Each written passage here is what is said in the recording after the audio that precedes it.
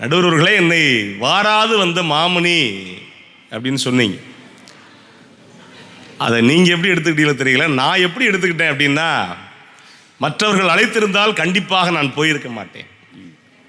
அழைத்தது மரவின் மைந்தன் என்கிற தேன், பருக சொன்னது கவியரசர் கண்ணதாசன் என்கிற அமுதத்தை. அமுதும் தேனும் அழைக்கிற போது போகவில்லை என்று சொன்னால் குற்றம் என்மேல் தானே என்பதனால் தான் உண்மையிலேயே வந்தேன். நடுவர்களே, இந்த கதையோடு கரைதல், நாங்கள் அந்த பக்கம் தனித்து நிற்பது, இந்த ரெண்டுக்குமான வேறுபாடு என்ன அப்படின்னு நான் நினைக்கிறேன்னா, ஒரு பாடல் கேட்குறோம், கேட்கும்போது ஒரு சொல்லாவது உங்களுக்கு ஒரு சந்தேகத்தை ஏற்படுத்தி விட்டால், நீங்கள் அந்த படத்தை பார்க்காமல் இந்த பாடலை நீங்கள் கேட்டுக்கொண்டே இருந்தால், அதில் ஒரு சொல் சந்தேகத்தை ஏற்படுத்தி இருக்கிறது என்று சொன்னால் அது கதையோடு கரைந்த பாடல். பொத்தாம் பொதுவாக நீங்கள் எந்த பாடல் வேணாலும் எழுதிவிடலாம். மானே தேனே மயிலே குயிலே பொன்மானே எது வேண்டுமானாலும் எழுதிவிடலாம். ஆனால் ஒரு சொல் சந்தேகத்தை ஏற்படுத்தி விட்டால் அதுதான் கதையோடு கரைந்த பாடல். கவியரசர் கண்ணதாசன் அவரிடம் கேட்டபோது சொல்லுவார், என்னுடைய பாடல்கள் 500 ஆண்டுகளுக்காவது குறையாமல் நிற்கும் என்று சொல்வார். கவியரசர் கண்ணதாசன் தன்னைத்தானே கொஞ்சம் குறைத்து எடை போட்டு விட்டாரோ என்பது என்னுடைய கணக்கு. ஏனென்று சொன்னால், கவியரசர் கண்ணதாசன் பாடல்கள் காலத்தை தாண்டி கம்பனைப் போல், வள்ளுவனைப் போல், இளங்கோவைப் போல் அந்த வரிசை அவரே சொல்லி இருப்பார். அவங்க சொன்ன பாட்டு தான், வள்ளுவன் இளங்கோ பாரதி என்றொரு வரிசையை நான் கண்டேன், அந்த வரிசையில் உள்ளவர் மட்டுமல்ல நானும் ஏமாந்தேன். யாரை சொல்லியிருப்பார்னா, அந்த 4 பேரை சொல்லி அந்த வரிசையில் நானும் இருக்கேன்டா புரிஞ்சுக்கங்க அப்படின்னு சொன்ன கவியரசர் கண்ணதாசன் 2000 ஆண்டுகள் அல்ல, தமிழ் சமூகம் உள்ளவரை நிலைத்திருப்பார் அப்படிங்கிறதுக்கு அவருடைய பாடலே எடுத்துக்காட்டு. நான் ஒரு விஷயம் சொல்கிறேன், நான் எப்போவுமே காதலில் இருந்து ஆரம்பிப்பேன். காதல் ரொம்ப அற்புதமானது. அதுலேயும் காதலிக்கும் போது எனக்கு தெரிஞ்சு தூங்கும்போது யார் அழகாக இருப்பா. எல்லா மனிதர்களுமே தூங்கும்போது பார்த்துட்டோன்னா திரும்ப பார்க்கும்போது நமக்கு அந்த எண்ணம் தான் வரும். ஒரு சில பேர் குரட்டை விட்டு தூங்குவாங்க, ஒரு சில பேர் விடிஞ்சு கேட்டால் நான் குரட்டையை விட மாட்டேன்மா, ஒரு சில பேர் கை ஒரு பக்கம் நீட்டிக்கும், கால் ஒரு பக்கம் நீட்டிக்கும், ஒரு சில பேர் தூங்கி அரை மணி நேரம் கழித்து பார்த்தா தலையணை காலில் இருக்கும், வட்டம் போட்டால் தான் அவனுக்கு செட் ஆகும். ஆனால் கவியரசர் கண்ணதாசன் தன்னுடைய பல பேருக்கு அந்த அனுபவம் இருக்கும், இல்லாமல் ஒருத்தனுக்கு இருக்காது. இப்போ கவியரசர் கண்ணதாசன் தன்னுடைய காதலி, அப்படி விட்டுருங்க, மகாதேவி திரைப்படம், அவங்க உள்ளே இருக்காங்க, தூங்கிக்கிட்டு இருக்காங்க, கதாநாயகி எம்ஜிஆர் உள்ளே வர்றார். உள்ளே வரும்போது பாட்டு கேட்குறாங்க.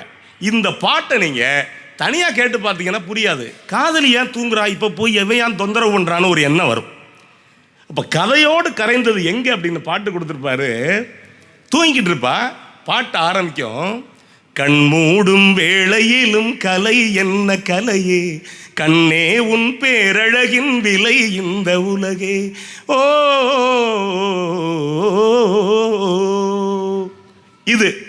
உடனே அவ பதில் சொல்லணும்ல, ஏய் தூங்கும் போதாயா நீ வருவ, சத்தம் போடாம எப்படி வந்த, எப்படி வந்தான்னா ஒரு அளவுகோல் சொல்லுவார். என்ன அளவுகோல் அப்படின்னா, இந்த மழை இருக்கு பார்த்தீங்களா, திடீர்னு இடிக்கும் மின்னல் போடும் சமயத்தில் ஏமாத்திட்டு போயிடும். ஒரு சில நேரங்களில் மின்னாது முழங்காம வந்து சடச்சடர் கொட்டியும். இந்த ஓமையை கவியரசர் சொல்லியிருப்பார். நீ எப்படா வந்த, நீ எனக்கு உரியவன் தான், ஆனால் நீ வந்தது எப்படி இருக்குன்னு 6 வரி சொல்லியிருப்பாரு.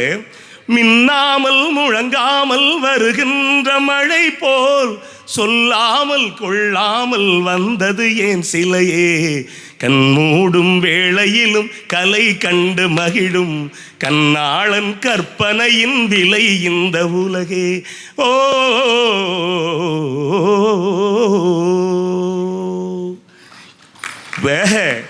இந்த பாட்டை அடிவற்றித்தான் பல பேர் தங்க நிறத்துக்குத்தான் தமிழ்நாட்டை எழுதி தரத்துமா இப்படின்னு வரிசையாக லிஸ்ட் போடுவாங்க. இன்னொரு விஷயம், இந்த பொண்ணு பார்க்க போகிறது யாரும் விட மாட்டான். பொதுவாகவே வந்து நீங்கள் காதலியை முதல்ல காதலிக்கும் போது இருக்கக்கூடிய அந்த காதலனுக்கோ காதலிக்கு இருக்கக்கூடிய அந்த ஒரு தடுமாற்றம் இருக்குது பார்த்தீங்களா, அதை விட பொண்ணு பார்க்கும்போது கூடுதலாக இருக்கும். பொண்ணுக்கு இருக்கும், மாப்பிள்ளைக்கு இருக்கும். அதுலேயும் போகும்போது ஒரு சில பெண்கள் என்ன பண்ணிடுவாங்க அப்படின்னா, நேரடியாகவே அந்த காஃபி கொடுக்கும்போது என்னை பிடிச்சிருச்சான்னு கேட்டுருவாங்க. இவன் செத்தே போயிடுவான். சொல்கிறதா சொல்லக்கூடாதா, பிடிச்சிருச்சுன்னு சொல்கிறதா பிடிக்கலைன்னு சொல்கிறதா, பிடிக்கலைன்னு சொல்லிட்டு பிடிச்சி கட்டி வச்சுட்டாங்கன்னா காலம் முழுக்க இம்சை. பிடிச்சிருச்சுன்னு சொல்லிட்டு கல்யாணம் பண்ணி 3 வருஷம் கழிச்சு பிடிக்கலன்னு நடிச்சா அன்னைக்கு நடிச்சியா நீ? இப்போ இவ்வளவு சிக்கல் இருக்கு. ஒரு பொண்ணு பார்க்க போறதில்ல, இது எப்படின்னு கேட்கக்கூடாது, எல்லாருக்கும் ஒரு அனுபவம் இருக்கும். இப்போ இது ஒரு காட்சி கவியரசர் கண்ணதாசன் சொல்றாங்க. மீண்டும் கோயிலா திரைப்படம். ஸ்ரீதேவி வீட்டுக்கு பொண்ணு பார்க்க வர்றாரு கமல்ஹாசன். அது ஒரு இசை குடும்பம். உள்ளுக்குள்ள அதை இசையை பற்றி பேசினா ரொம்ப நேரமாகும்.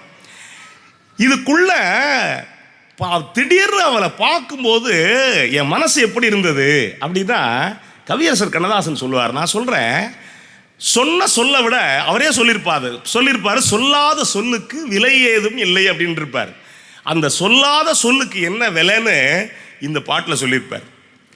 வெள்ளிப்பனியுருகி மடியில் வீழ்ந்தது போலிருந்தேன், வெள்ளிப்பனியுருகி மடியில் வீழ்ந்தது போலிருந்தேன், பள்ளித்தலம் வரையில் செல்லம்மா பாடம் பயின்று வந்தேன், காதல் நெருப்பினிலே எனது கண்களை விட்டு விட்டேன், மோதும் விரகத்திலே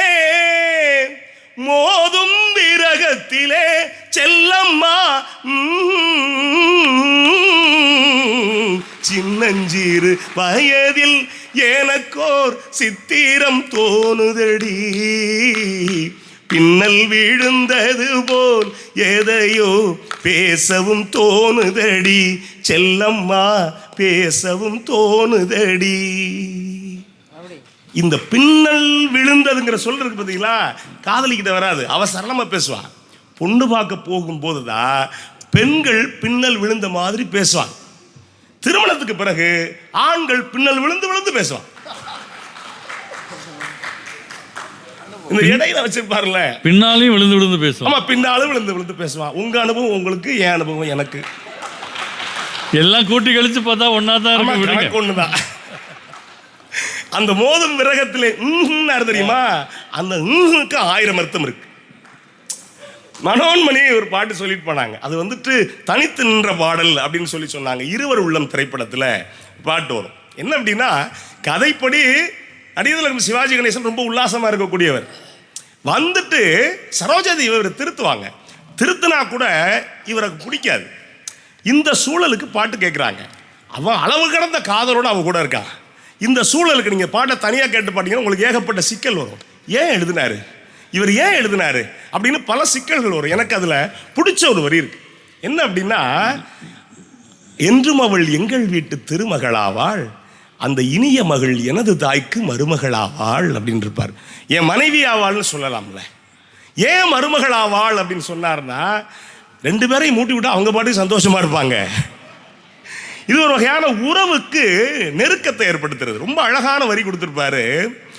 என்னை அவளிடத்தில் தருகிறேன், அவள் என்னை ஏன் வெறுத்து மறைகிறாள், என்றும் அவள் எங்கள் வீட்டு திருமகளாவாள், அந்த இனிய மகள் எனது தாய்க்கு மருமகளாவாள் என்று கண்ணெதிரே தோன்றினாள், கனிமுகத்தை காட்டினாள், நேர்வழியில் மாற்றினாள், நேற்று வரை ஏமாற்றினாள்.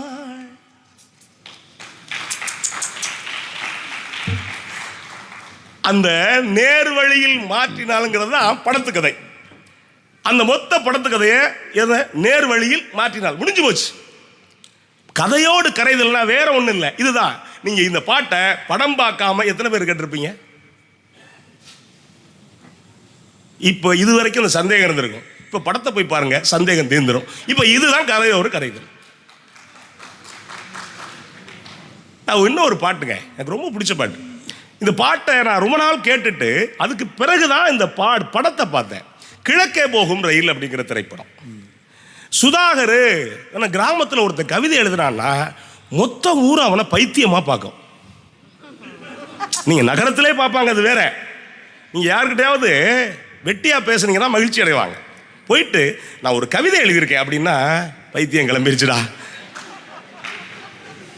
அது எப்படின்னு கேட்கக்கூடாது. நாங்களாம் அனுபவிச்சிருக்கோம். யாருக்கிட்டையாவது ஒரு நல்ல கவிதை வந்துருச்சுன்னு வச்சுக்கோங்களேன், உடனே இந்த கவிதை அப்படின்னா கொஞ்சம் இருங்க வேலை இருக்குது அப்படின்னு சொல்லிடுவாங்க. ஒரு சில பேர் ஃபோனை அணைச்சி வச்சுக்கலாம் போயிடுவாங்க. இப்போ இந்த ஒரு சூழலுக்கு கவியரசர்கிட்ட பாட்டு கேட்குறாங்க. நீங்கள் தனிச்சு பார்த்தா வேற ஒரு மாதிரி தெரியும். ஆனால் இந்த பாட்டை பார்த்தீங்கன்னா கதைப்படி ரொம்ப சரியாக இருக்கும். ஊரே மதிக்காதவனை ஆனால் ராதிகா வேற ஊரில் இருந்து வந்து இவர் கூட வந்து பார்த்துட்டு கிண்டல் பண்ணுவாங்க, காதலிப்பாங்க. அதுக்கு காரணம் இவனுடைய கவிதை அவளுக்கு பிடிச்சி போய். இது ரொம்ப அழகா சொல்லியிருப்பாரு. பாடல் ஒரு கோடி செய்தேன், கேட்டவர்க்கு ஞானம் இல்லை. பாவை கிளியே வந்தாயே பண்ணோடு, நான் பிறந்த நாளில் இது நல்ல நாளே. சின்ன சின்ன முல்லை கிளிப்பிள்ளை என்னை வென்றாளம்மா. கோயில் மணி ஓசை தன்னை கேட்டதாரோ, இங்கு வந்ததாரோ. கன்னிப்பூவோ பிஞ்சு பூவோ, ஏழை குயில் நாதம் தரும் கீதம். அது காற்றானதோ தூதானதோ, கோயில் மணி ஓசை தன்னை கேட்டதாரோ.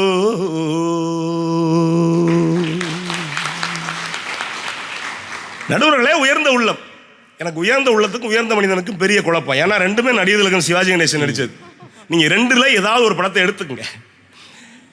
ஒரு மனிதன் தன்னை இழந்து அடுத்தவங்களுக்கு உதவி செய்யறான். அவன் இன்னொரு கர்ணன் இல்லை இன்னொரு பாரி, எப்படி வேணாலும் வச்சுக்கோங்க. இருக்குல்ல, மொத்தமா நீங்க எடுத்துக்கங்க. இந்த ஒரு சொல் இருக்கு இல்லையா, நண்பனிடம் தோற்று விட்டேன் பாசத்தாலேன்னு மொத்த சொத்தையும் நண்பன்கிட்ட கொடுத்துட்டு, காதலிச்ச பொண்ணை கூட நண்பன்கிட்ட கொடுத்துட்டு தனியா ஒரு மனுஷன் நடந்து போற இடம் இருக்குல்ல, அது அவ்வளவு அழகா சொல்லியிருப்பாரு. கவியரசர் கண்ணதாசனை பத்தி சொல்லும்போது அவ்வளோ விஷயங்கள் சொல்லலாம். அவருடைய பாடல்களில் என்னை ஒரு தனியாக ஒரு மேடை போட்டு கொடுத்து ஒரு 10 பேரை மட்டும் வச்சு நீங்கள் அவரை பற்றி ஒரு 10 மணி நேரம் பேச அப்படின்னா நான் பாட்டுக்கு பேசிக்கிட்டே இருப்பேன். அது ஏன் 10 பேர் மட்டும் இருக்கணுங்கிறீங்க? அதுக்கு மேலே உள்ள ஆள் எழுந்திரிச்சு போயிடும். இப்போ பாருங்க, இவங்க இவ்வளோ பேர் கோயம்புத்தூர் மாதிரி இருக்க மாட்டாங்க. அதுதான் கோயம்புத்தூர். ஆமாம். நீங்கள் அதே மாதிரி நான் நிறைவு செய்கிறேன் ஒரே பாடலோட. எனக்கு ஒரு பாட்டு சந்தேகம் இருந்துச்சு. எலும்புக்கும் சதைக்கும் மருத்துவம் கண்டேன், இதற்கு ஒரு மருந்தை கண்டேனா. தனியாக கவியரசர் இந்த பாட்டை பாடினாரா நீங்கள் என்ன சொல்லுவீங்க? இவர் என்ன மருத்துவரா கேட்பீங்கள? ஏன் எழுதினாரு? இந்த சந்தேகம் வரும். இந்த சந்தேகம் வந்துச்சுன்னா அது கதையோடு கரைந்த பாட்டு. எலும்புக்கும் சதைக்கும் மருத்துவம் கண்டேன், இதற்கொரு மருந்தை கண்டேனா. இருந்தால் அவளை தன்னந்தனியே எரியும் நெருப்பில் விடுவேனா. வாழ்க்கை என்பது வியாபாரம். இந்த பாட்டை நீங்க முழுசா கேளுங்க. போனால் போகட்டும் போடா, இந்த பாட்டை பத்தி தனியா பேசலாம். அந்த அளவுக்கு ஒரு சொல், எறும்புக்கும் சதைக்கும் மருத்துவம் கண்டேன் அப்படிங்கிற இந்த சொல் இருக்குல்ல, இந்த சொல்லுதான் கதையோடு கரைந்தது. அதே மாதிரி புதிய பார்வை திரைப்படம், நீங்க பாட்டை பாடல, புதிய பார்வை திரைப்படம். நீங்க ஒரு உங்க கதை கரு என்னன்னு ஒரு இயக்குனர்கிட்ட கேட்பாங்க, இல்லைன்னா நீங்க ஒன்லைன் என்னன்னு கேட்பாங்க. ஒன்லைன்னு சொல்லிட்டு அந்த இயக்குனர் 1/2 மணி நேரம் சொல்லுவார், சார் ஒன்லைன் சொல்றேன் சார் அப்படின்ட்டு. ஆனால் எனக்கு தெரிஞ்சு ஒன்லைனை இவ்வளவு சுருக்கி சொன்ன ஒரு இயக்குனர் யார் அப்படின்னா கவியரசர் கண்ணதாசன் தான். புதிய பறவை மனைவியை கொலை பண்ணிட்டு இங்கே வந்துடுவார், சிங்கப்பூர்ல இருந்து தமிழ்நாட்டுக்கு வந்துடுவார் நடிகர் திலகம் சிவாஜி கணேசன்.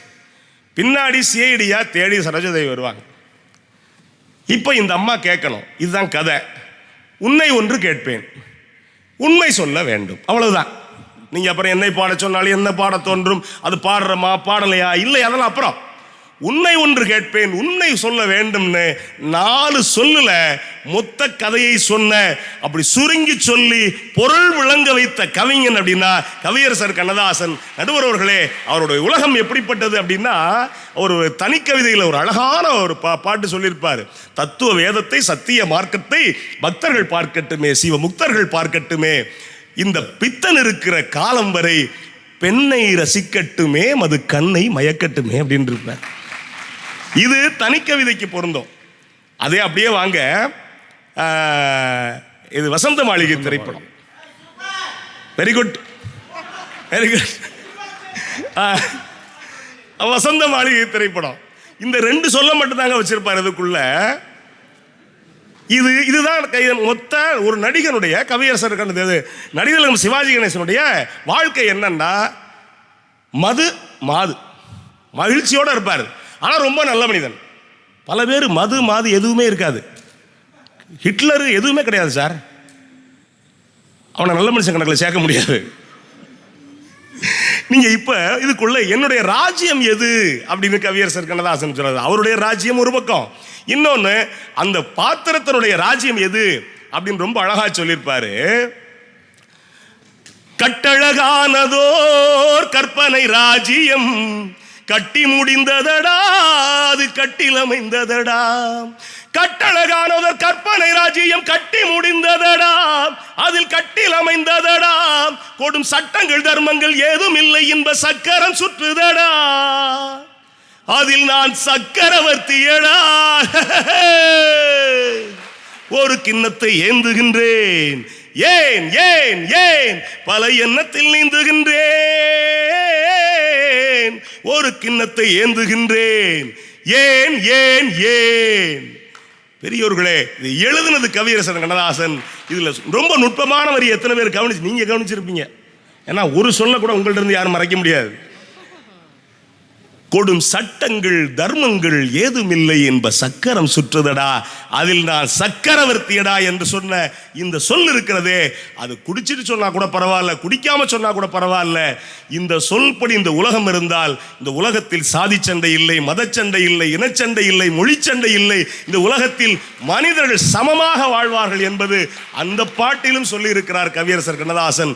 ஆக பெரியவர்களே, நண்பர்களே, அவங்களுக்கு நான் இல்லைன்னு சொல்லலை, இருக்குது, அது குறைவாக இருக்கிறது. நீங்கள் இந்த நாடு ஜனநாயக நாடு, ஜனநாயக நாட்டில் 50 விழுக்காடு வாங்கியவர்கள் வெற்றி பெறுவார்களா, வெறும் 10% வாங்கியவர்கள் வெற்றி பெறுகிறார்களா என்று சொன்னால் இங்கே 50 விழுக்காடு இருக்கிறது, அங்கே 10 விழுக்காடு இருக்கிறது.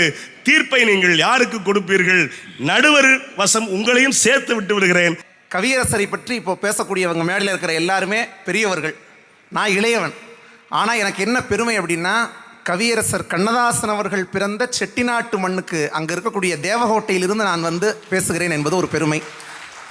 கவியரசர் கண்ணதாசன் அவர்களுடைய இயற்பெயர் முத்தையா, நம்ம நடுவர் அவர்களுடைய பெயரும் முத்தையா.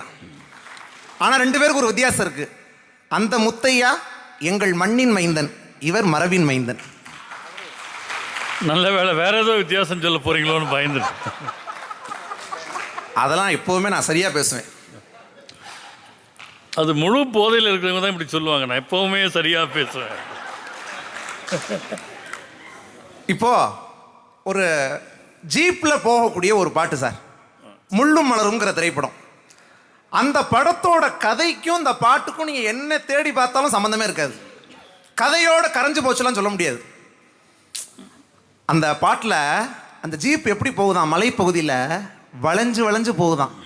அதை எதோட ஒப்பிடுறார் பாருங்க.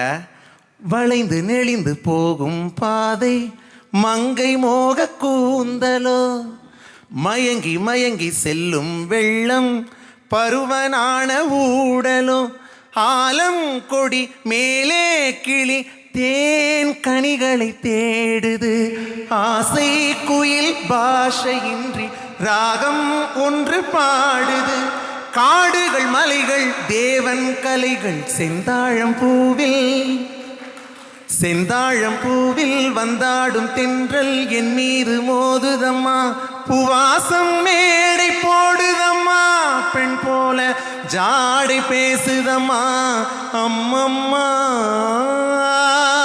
ஆனந்தம், அம்மம்மா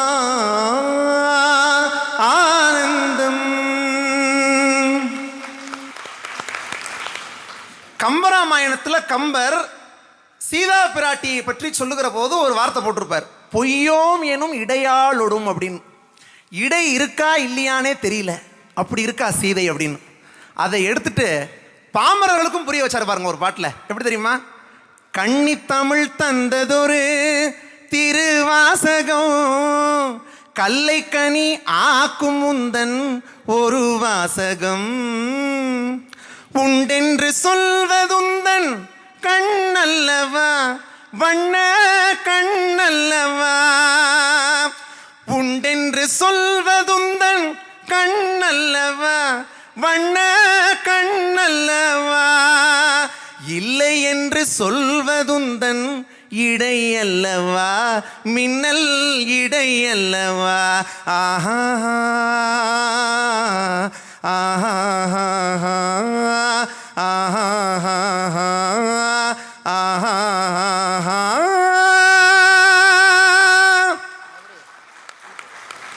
எனக்கு வயசு 25. இதுவரைக்கும் எனக்கு வாழ்க்கையில் ஒரு காதலும் செட் ஆனதே கிடையாது. கோயம்புத்தூர் வந்துட்டீங்கல்ல, சரி. ஏன் செட் ஆனது இல்லை தெரியுமா?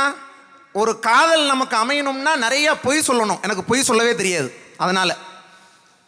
ஆனால் ஒரு பெண்ணை எப்படி வர்ணிக்கணுங்கிறத கூட கவியரசர்கிட்ட தான் சார் கற்றுக்கணும். எப்படி தெரியுமா? இந்த பாட்டை அவர் எழுதினோடனே நிறைய விமர்சனம் வந்துச்சு. என்னப்பா ஒரு 16 வயசு பெண்ணை போய் இப்படி வர்ணிக்கிற, தப்பு இல்லையா? இன்னும் மேஜர் கூட ஆகலை. ஆனால் அதுக்கு கவியரசர் விளக்கம் கொடுத்தார். என்ன தெரியுமா? 8-2-16 அவர் எழுதினார். ஆனால் அவர் சொன்னார், 8-2-16 அப்படின்னா 16 வயசு பெண்ணுன்னு மட்டும் எடுத்துக்கணும்னு அவசியம் கிடையாது. 2-16 2-16 32 வயசுன்னு எடுத்துக்கலாம்னார். இது எப்படி கொடுத்தாரு பாருங்க. 8-2-16 வயது, அவள் கண்ணிரண்டில் ஆடுதம்மா காதல் கொண்ட மனது. 8-2-16 வயது, முன்னிரண்டு மலர் எடுத்தாள் என் மீது தொடுத்தாள், முக்கனியும் சர்க்கரையும் சேர்த்தெடுத்து கொடுத்தாள், முக்கனியும் சர்க்கரையும் சேர்த்தெடுத்து கொடுத்தாள். 8-2-16 வயது. காதல்ல வரக்கூடியது வெறும் இன்பம் கிடையாது, வெறும் துன்பமும் கிடையாது. அது துன்பம் கலந்த இன்பமா காதல்ல வர்றது. எப்படி சொல்றாரு பாருங்க. சுற்றி 4 சுவர்களுக்குள் தூக்கம் இன்றி கிடந்தோம், சுற்றி 4 சுவர்களுக்குள் தூக்கம் இன்றி கிடந்தோம், சிறு துன்பம் போன்ற இன்பத்திலே இருவருமே நடந்தோம், துன்பம் போன்ற இன்பத்திலே இருவருமே நடந்தோம். 8-2-16 வயது. இதுல என்னங்க கதையோட கரைஞ்சிருக்கு வரிகள்? நான் கேட்குறேன், தனித்துவமா தெரியலையா அந்த வரிகள்? வண்ணம்னு ஒரு வார்த்தை கம்பராமாயணத்தில் விஸ்வாமித்திர முனிவர் சொல்றார் ராமனை பார்த்து, நீ தாடகையை வதம் பண்ணப்போ உன் கைகளுடைய பலத்தை நான் பார்த்தேன், இப்போ உன் கால் பாத துகள் பட்டு அகலிகை சாப விமோசனம் பெற்ற போது உன் கால் பாதங்களுடைய புனிதத்தை நான் பார்க்கிறேன். அவர் கூட அந்த வண்ணம்ங்கிற வார்த்தையை 2 தடவை தான் போட்டிருந்தார். ஆனால் இந்த பாட்டு இடம்பெற்ற படம் என்ன? பாசம். முதலிரவில் பாடக்கூடிய பாட்டு. இந்த படத்துக்கும் கம்பராமாயணத்துக்கும் விஸ்வாமித்திரருக்கு ஏதாவது சம்பந்தம் இருக்கா? ஆனால் அந்த வண்ணத்தை எடுத்துக்கொண்டாந்து இங்கே எப்படி போட்டிருக்காரு பாருங்க. பால் வண்ணம் பருவம் கண்டு வேல் வண்ணம் விழிகள் கண்டு மான் வண்ணம் நான் கண்டு வாடுகிறேன். இதில் ஆண் பாடுறது பூரா நெடிலில் வரும், கவனிச்சிங்கன்னா தெரியும். பல்லவியில் பால் வண்ணம் வேல் வண்ணம் மான் வண்ணம் ஏன்னா வீரத்தோட பாடுறானா. ஆனால் பெண் பாடுறத குறில் எழுதியிருப்பார். கண் வண்ணம் அங்கே கண்டேன், கை வண்ணம் இங்கே கண்டேன், பெண் வண்ணம் நோய் கொண்டு வாடுகிறேன். அவ சொல்றா, உன் முன்னால முதலிரவில் ஒரு பெண் நிற்கிறேன், 2 கண்ணமும் சும்மா பளபளன்னு ஜொலிச்சுக்கிட்டு இருக்கு, நான் நிற்கிறேன், என்னை அள்ளி அணைத்துக் கொள்ள வேண்டும் என்கிற ஆசை உனக்கு இல்லையா? சகுனமா பார்த்துக்கிட்டு இருக்க? கேட்குறா பாருங்க. கண்ணம் இன்னும் மங்கை வண்ணம் உந்தன் முன்னம் வந்த பின்னும் அள்ளி அள்ளி நெஞ்சில் வைக்க ஆசை இல்லையா? கார் வண்ண கூந்தல் தொட்டு தேர் வண்ண மேனி தொட்டு பூ வண்ண பாடம் சொல்ல எண்ணம் இல்லையா? பால் வண்ணம் பருவம் கண்டு வேல் வண்ணம் விழிகள் கண்டு மான் வண்ணம் நான் கண்டு வாடுகிறேன்.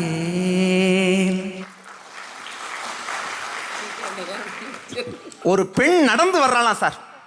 அந்த பெண் நடந்து வர்றது எப்படி இருக்கான், என்ன கற்பனை பாருங்க. ஒரு பூந்தோட்டம் மெல்ல நடந்து வருதான்.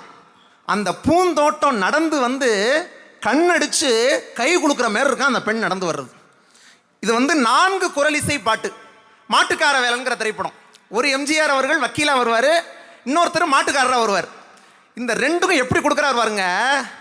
பூந்தோட்டம் மெல்ல வந்து கண்ணடித்து கை கொடுக்கும் ஜாலமோ, அது காட்டும் ஜாடை என்ன தாலி கட்டும் போதடிக்கும் மேளமோ. ஒருத்தர் சொல்றாரு. இன்னொருத்தருடைய ஓமை இன்னொரு எம்ஜிஆர் பாருங்க. பச்சை வாழை மரத்துக்கு சேலை கட்டி போட்டு விட்ட பந்தலோ, பசும் பாலை பழத்துடன் தேன் கலந்து கண்ணி வைத்த பொங்கலோ. நன்றாய் இருக்குது இந்த உவமை, இந்த பெண்ணே உனது சொந்த உரிமை, இனி எல்லாம் பழகுவது உரிமை. தத்தை சிமிழா முத்து சிமிழா வண்ண தத்தை கூறலா, உந்தன் வெள்ளித்தண்டை ஓசை என்ன பிள்ளை தமிழா. கண்பட்டு ஆஹா உந்தன் கைப்பட்டு ஓஹோ, கட்டு விட்டு சிரித்தது தமிழ் பாட்டு. I love you I love you I love you. பூ வைத்த பூவைக்கு பூக்கள் சொந்தம்மா, பூ வைத்த பூவைக்கு பூக்கள் சொந்தம்மா. I love you I love you I love you. இதுல என்ன நீங்க கதையை பார்த்துட்டீங்க, ரசிக்க முடியுதா இல்லையா? வளைன்னு ஒரு வார்த்தை.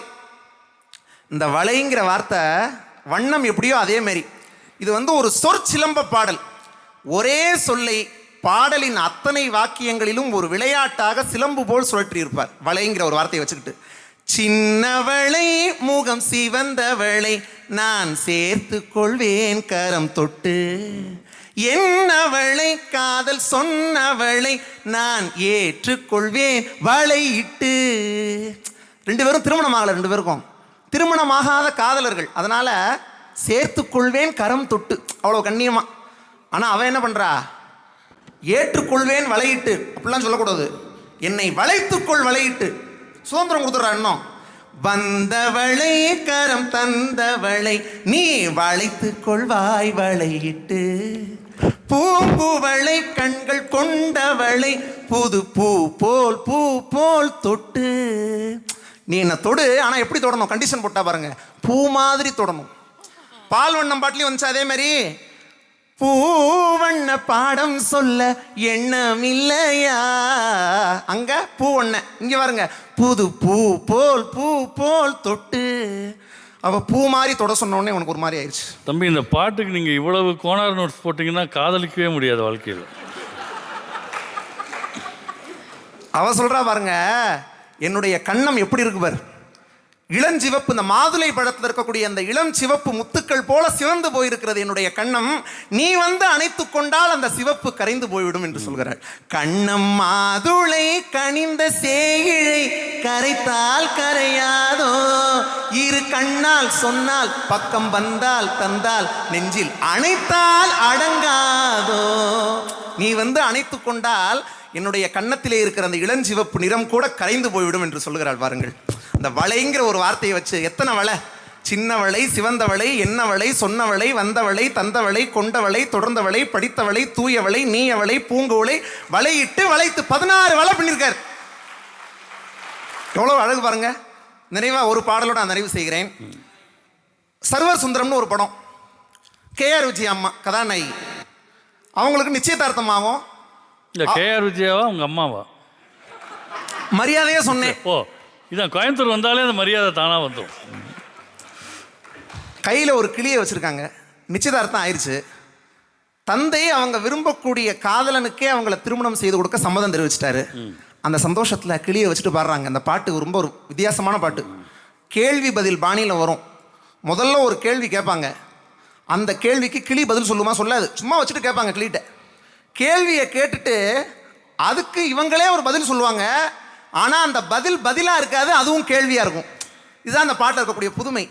தத்தை நெஞ்சம் முத்தத்திலே தித்தித்ததா இல்லையா, முத்தம் வந்த தத்தை நெஞ்சில் வித்திட்டதா இல்லையா. தனக்கு அத்தானாக போகிற ஆண் கிளி, அந்த கணவனாக போகிறவன் இவளுக்கு கொடுத்துருக்கிற முத்தத்தில் தித்திப்பு வந்ததா இல்லையான்னு கேட்குறா. கேட்டு அவளே பதில் சொல்லிட்டா. முத்தம் வந்த தத்தை நெஞ்சை வித்திட்டதா இல்லையா. அடுத்து பாருங்க. கத்துங்கடல் முத்துக்களால் பொட்டிட்டதா இல்லையா, பொட்டிட்டதில் அத்தான் நெஞ்சை தொட்டிட்டதா இல்லையா. கடல் அலைகளுடைய ஆழத்திலே ஆர்ப்பரித்து ஓடுவதைப் போல இவள் கொடுத்த அந்த முத்தம். 2 பேரும் சேர்ந்து இருந்திருக்காங்க, காதலனும் காதலியும் தோளோடு தோள் சேர்ந்து உட்கார்ந்து இருந்த போது காதலியினுடைய நெற்றியில் இருக்கிற பொட்டு இருக்கு பாருங்க, ஒரு பொட்டு, அந்த ஒரு பொட்டு பல பொட்டுக்களாக மாறி கிடக்கும் அவனுடைய நெஞ்சில். கத்துங்கடல் முத்துக்களால் பொட்டிட்டதா இல்லையா, பொட்டிட்டதில் அத்தான் நெஞ்சை தொட்டிட்டதா இல்லையா. இவளுடைய பொட்டு அத்தான் நெஞ்சில் போய் பட்டிருக்கான்னு கேட்குறா. இதே விஷயத்தை இன்னொரு பாட்டிலையும் சொல்லியிருப்பாரு. எங்கள் சிவகுருநாதன் ஐயா அவர்கள் சொன்னாங்க, கட்டி தங்கம் வெட்டி எடுத்து காதல் என்னும் சாறு பிழிந்து. ஆனால் இந்த பாட்டில் சொல்கிறார் பாருங்க, கட்டி தங்கத்தை வெட்டி எடுத்து அவளை செய்யலை, வெட்டி எடுக்காமலேயே கிடைச்ச தங்கங்கிறார் அவள். கதாநாயகி எப்படி தெரியுமா, வெட்டி எடுக்காத தங்கமோ கட்டுக்குலையாத அங்கமோ, வெட்டி எடுக்காத தங்கமோ கட்டுக்குலையாத அங்கமோ, கட்டி பிடிக்காத பிள்ளையோ முத்தம் கொடுக்காத முல்லையோ, பேசினால் மந்திரம் பூசினால் சந்தனம், மார்பிலே குங்குமம். பொட்டு வந்து நெஞ்சில பட்டது இதில் சொல்றாரு பாருங்க. மார்பிலே குங்குமம் காரணம் சங்கமம், ஆரம்பம் தாய்மொழி அடுத்ததோ புதுமொழி, சொல்லித்தர நான் இருக்கேன் ராஜாத்தியே, விடிய விடிய சொல்லி தருவே, உன் மாலை நிலாவினில் வேதங்கள், என் மார்பில் உலா வரும் ராகங்கள், இன்னும் என்னென்னவோ என் எண்ணங்கள். Very good. ஆகவே நீங்கள் எப்படி பார்த்தாலும் கவியரசருடைய பாடல்களை வெறும் கதையோடு கரைந்து போகிற பாடல் என்று சொல்ல முடியாது. அந்த காட்சி அமைப்பை விளக்குகிற பொருள் அந்த பாட்டில் இருக்கும், இலக்கியம் இருக்கும், இதிகாசம் இருக்கும், புராணத்திலே நடந்த ஒரு நிகழ்வினுடைய பிரதிபலிப்பு இவ்வளவோ அவருடைய பாடல்களில் இருப்பதனால்தான் அது தனித்துவமாக தெரிகிறது. இப்படி சுருக்கமாக சொல்லி நிறைவு செய்கிறேன் சார். 2 அணிலையுமே ஒரு பாட்டு பாடினாங்க, நிலவை பார்த்து வானம் சொன்னது. அந்த பாட்டு வெறும் கணவன் மனைவி பிரிவை பற்றின பாட்டு தானே. அந்த பிரிவில் அந்த சோகத்தில் கவியரசர் எதை பேசியிருக்காரு, தீண்டாமை கொடுமையை பேசியிருக்கிறார். அந்த பாட்டில் வர்க்க பேதத்தை பேசியிருக்கிறார், சமுதாய ஏற்றத்தாழ்வை பேசியிருக்கிறார்.